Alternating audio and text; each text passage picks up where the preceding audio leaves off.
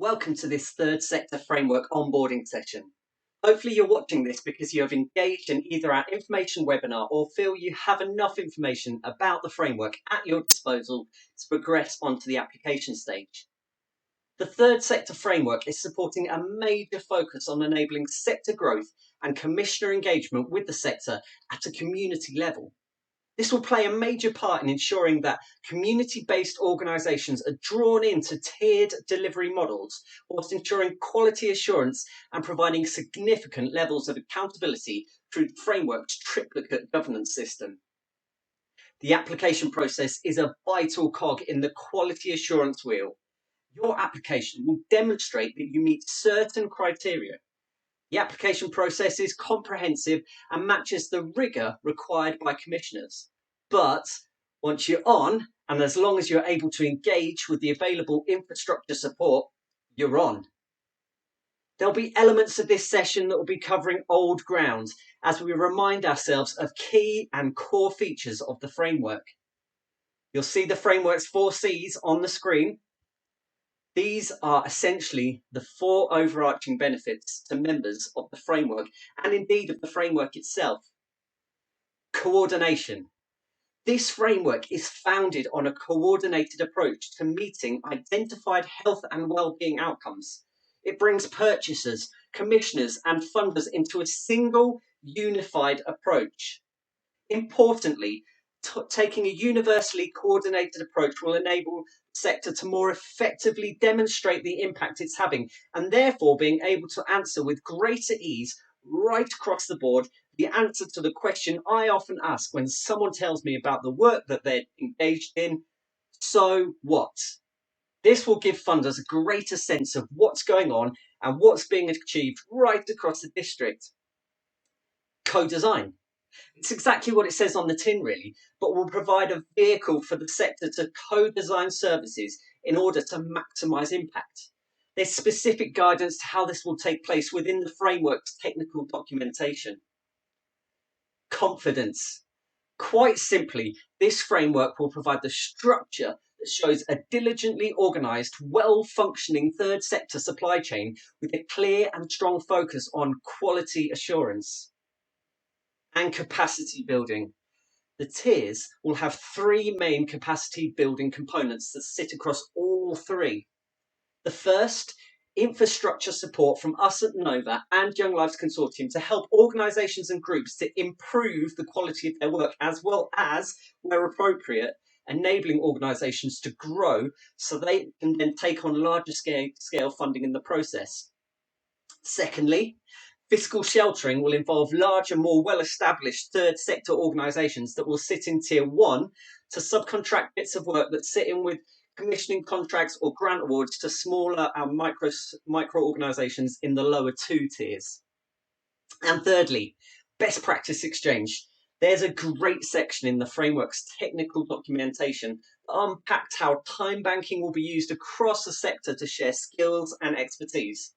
This is a brilliant example of functional partnership working that can be formalised through the framework, coordinated by the framework and shared across the framework. Before you apply, you'll need to give consideration to which tier your organisation sits within: tier 1, 2 or 3.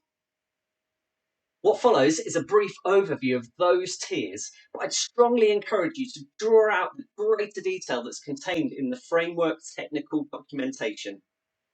This is how the framework's 3-tiered delivery and membership model works. Tier 1. These are local third sector organisations that have established capacity and sound quality assurance policies and practices in place. They could be described as being contract ready. For example, they're in a position to take on contracts and large-scale grant funding from statutory bodies for the delivery of specified services. Tier 2. This applies to organisations that are not yet contract ready, perhaps because they have a gap in their quality assurance policies and practices, for example, but have the capability and intention to become contract ready in the near future. And tier 3. This tier of framework membership is ring-fenced for small microgroups. It's anticipated that such groups will be, in the main, unincorporated associations. Here within this tier, the annual turnover level has been quantified, since this category explicitly relates to organisational size. To fall into this category, groups would be expected to have an annual turnover of less than £25,000. Another key process to understand with regards to the framework's operating model is how the commissioning or funding process will work. So let me walk you through this briefly. Firstly, the Framework Board will formulate commissioning or funding objectives in line with relevant strategies, policies and regulations. Then representatives of different tiers of framework membership are invited to participate in service co-design sessions. Services co-design sessions will then take place and the service brief specification will be developed. The funding opportunity or service brief will be disseminated across the framework network with clear assessment and scoring criteria published.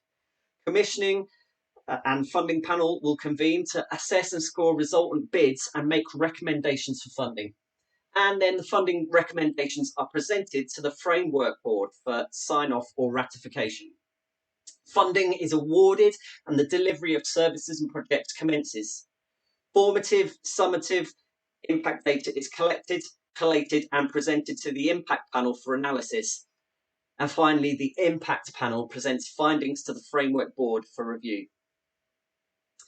Finally, in this FYI section, before we press on to the application process itself, whilst this framework is about resourcing, coordination, collaboration, and increasing confidence in the third sector supply chain, it has ultimately been designed as a mechanism for channeling funding to the sector.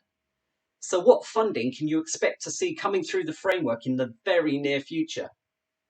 Contracts, typically involving relatively large-scale, longer-term, a minimum of 3 years and with the potential for further extension funding, with a clear focus on the achievement of outcomes and would be subject to a legally binding contract. Grants, less demanding than contracts and not subject to the same legally binding arrangements involved in contracts. Typically, these will be smaller in value, though some grants can be large-scale and can still be over a long time period. And spot purchases. Unlike contracts and grants, these are small-scale, ad hoc purchases made on the spot, whereas a contract or grant might find something like the provision of wide-ranging and long-term mental health support to a number of clients experiencing mental health issues. A spot purchasing arrangement might involve buying a small number of short-term counselling sessions for a particular client. Relevant types of funding in this context include social prescribing and personal budgets. Aside from these three main types of funding, the framework will also be used to leverage funding through social sponsorship.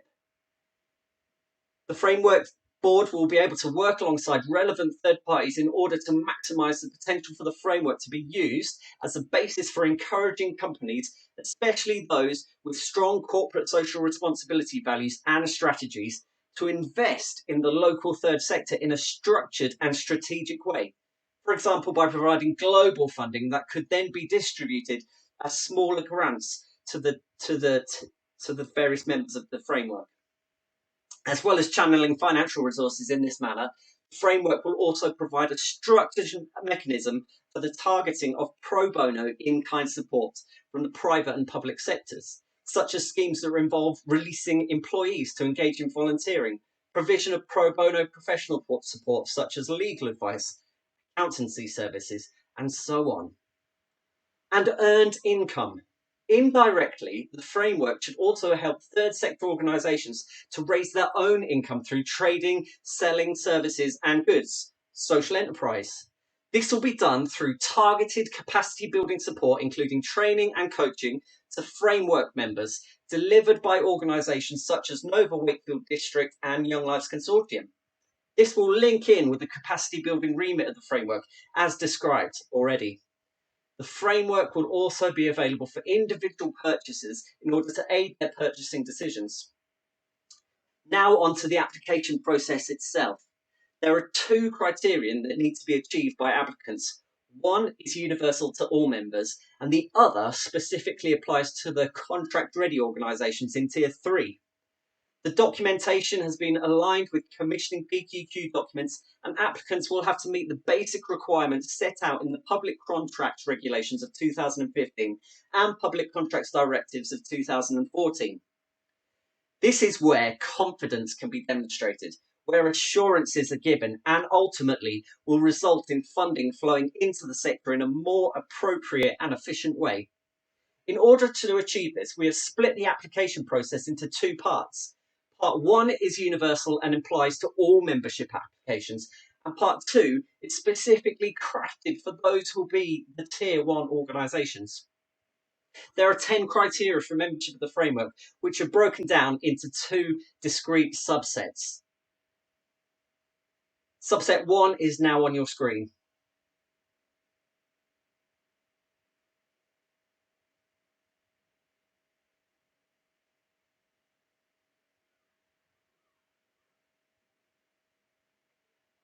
And on to subset 2.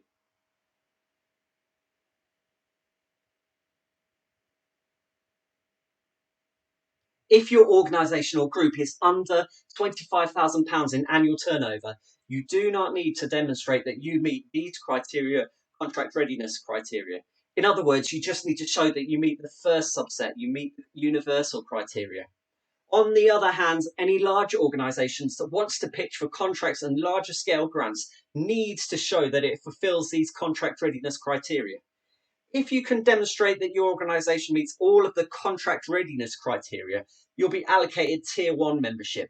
If, on the other hand, your organisation has one or more gaps, for example, around quality systems, you'll be allocated Tier 2 membership and, if you wish and it's appropriate, given support to elevate to Tier 1 membership.